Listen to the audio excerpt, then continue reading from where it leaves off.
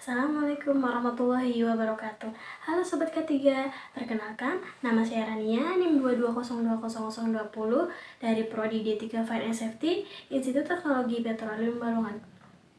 Aspek keselamatan dan kesehatan kerja tidak hanya untuk pekerja yang bekerja di industri, namun aspek keselamatan dan kesehatan kerja juga harus kita terapkan dalam kehidupan sehari-hari. Contoh paling dekat yakni aktivitas kita sebagai mahasiswa selama di kosan.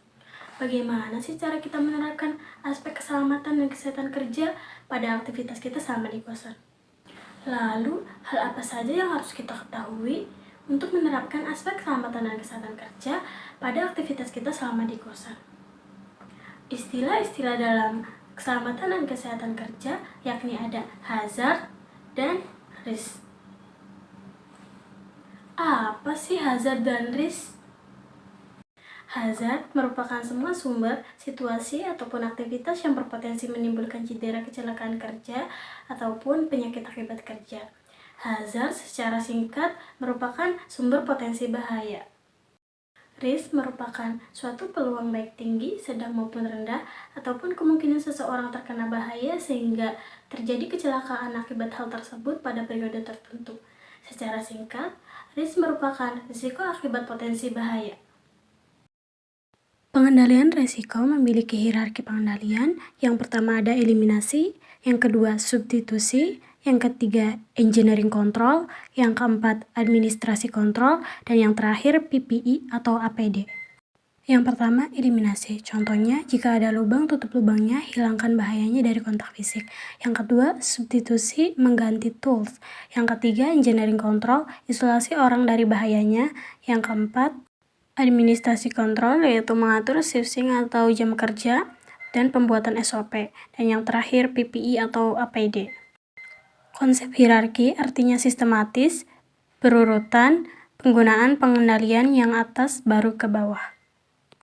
Hazard sendiri memiliki 5 macam. Yang pertama hazard mekanik, yang kedua hazard fisika, yang ketiga hazard biologi, yang keempat hazard ekonomi, dan yang terakhir hazard psikososial atau psikologi. Kita masuk ke bahaya pencahayaan. Pencahayaan adalah proses penggunaan cahaya, baik alami maupun buatan, untuk menerangi suatu area atau objek. Pencahayaan yang baik sangat penting untuk berbagai aktivitas sehari-hari seperti membaca, bekerja, dan bersantai. Bahaya pencahayaan merujuk pada risiko yang diakibatkan oleh kondisi pencahayaan yang tidak memadai atau berlebihan di suatu lingkungan. Berikut adalah contoh bahaya pencahayaan ketika kita sedang belajar. Raise a cup up for all my day ones. Too many do things for the haters. Life's only getting brighter. Straight up from nothing we go. Higher than the highest skyscraper. No little league we major. The proof is in the paper. We put the good in the good in the good life. We put the good in the good in the good life. We put the bad in the past. Now we pengendalian resikonya yaitu dengan cara yang pertama yaitu eliminasi, menghilangkan sumber bahaya sepenuhnya, yaitu dengan cara mengurangi waktu penggunaan komputer atau laptop atau membaca buku secara berlebihan, dan beristirahat secara teratur untuk mengistirahatkan mata.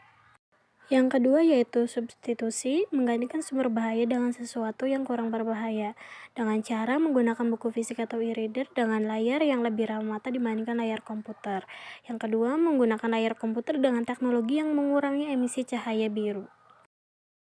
Modifikasi teknik atau engineering, mengubah lingkungan kerja untuk mengurangi paparan bahaya dengan cara memasang layar anti-silau atau filter cahaya biru pada monitor komputer, menyesuaikan pencahayaan ruangan agar tidak terlalu terang atau terlalu redup, dan memastikan pencahayaan tidak langsung mengenai mata, mengatur posisi layar komputer agar sejajar dengan mata, dan mengurangi jarak antara mata dan layar atau buku.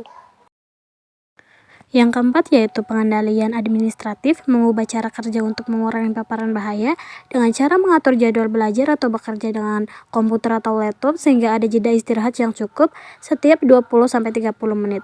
Aturannya 20/20/20, setiap 20 menit lihat sesuatu yang berjarak 20 kaki selama 20 detik. Dan memberikan edukasi tentang pentingnya menjaga jarak yang tepat untuk pencahayaan yang sesuai saat belajar atau bekerja dengan laptop atau komputer.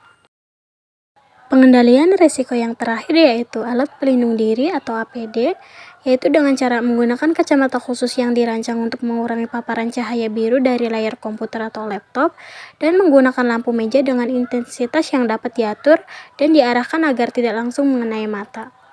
Dengan menerapkan langkah-langkah ini, risiko bahaya pencahayaan ketika belajar terlalu dekat dengan komputer atau laptop ataupun buku dapat dikurangi secara signifikan. Selanjutnya, bahaya ergonomi. Ergonomi yang buruk terdapat di kosan, di tempat kerja, maupun di rumah dapat menyebabkan berbagai masalah kesehatan, termasuk nyeri punggung, leher, dan pergelangan tangan, serta kelelahan umum. Berikut contoh kegiatan bahaya ergonomi pada aktivitas selama di kosan.